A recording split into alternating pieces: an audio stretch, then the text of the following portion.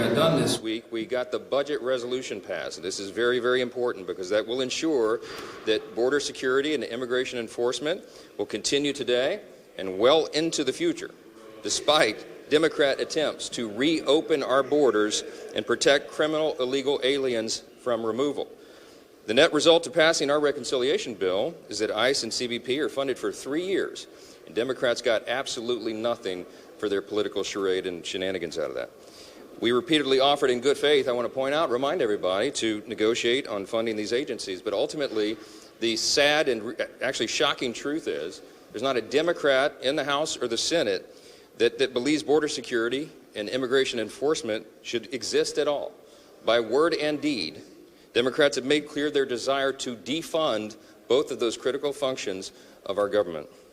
We also passed the FISA reauthorization to ensure that the administration is armed with the best possible intelligence to continue eliminating terrorists and defending our homeland.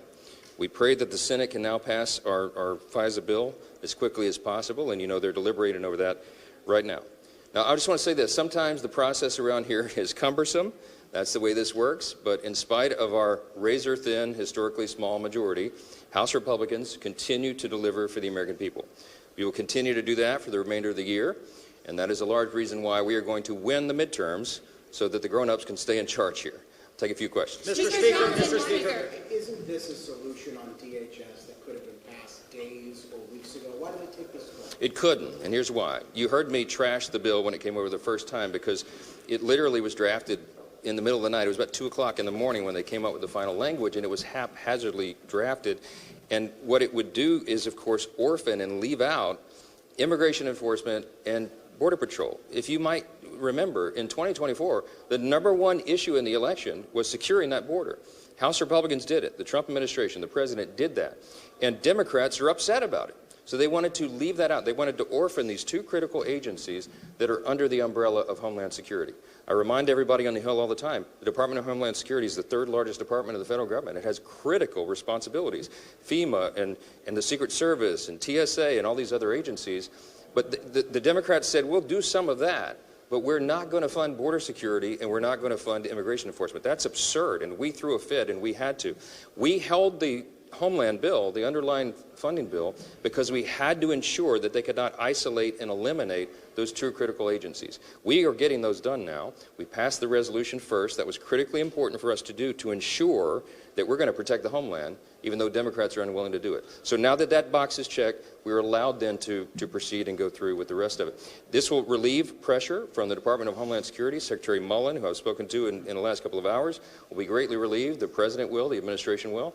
We were not going to have lines at TSA. Everybody will get their paychecks now. We'll get moving forward.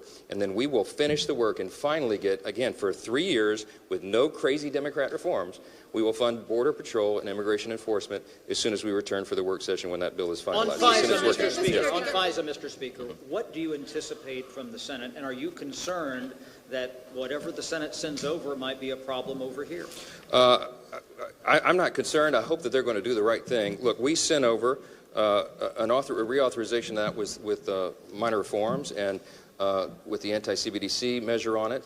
These are very simple things that the vast majority of Congress agrees with, and they should get it done. They're running out of time. As you know, it will expire tonight, the end of today. And so we're calling on them to do the job, pass the House's bill, and get this done. Check the last box of the week. They're not going to take the House bill, though. Well, we're going to see. They don't seem to have another alternative. We'll find out how that works. Mr. Speaker.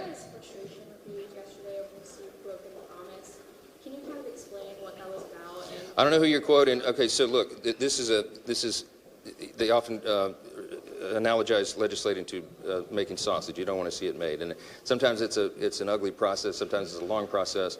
I've never broken my word to a single person in this building. Nobody can tell you they can. There was a lot of emotion and frustration yesterday because sometimes when you have a small margin, as we do, we're currently working on a one-vote razor-thin margin because of absences and the rest, and people have, different ideas, different priorities about very contentious pieces of legislation. The equations that we solved on legislation this week were virtually impossible. Many of you said it couldn't be done. But we got it done because ultimately we just use patience and, frankly, prayer. And we get a lot of people together and we listen to their concerns and we try to get the disparate priorities handled. I've never asked a colleague in the Republican Party ever to violate a core principle, but sometimes we have to give up on our preferences because we are in a large body.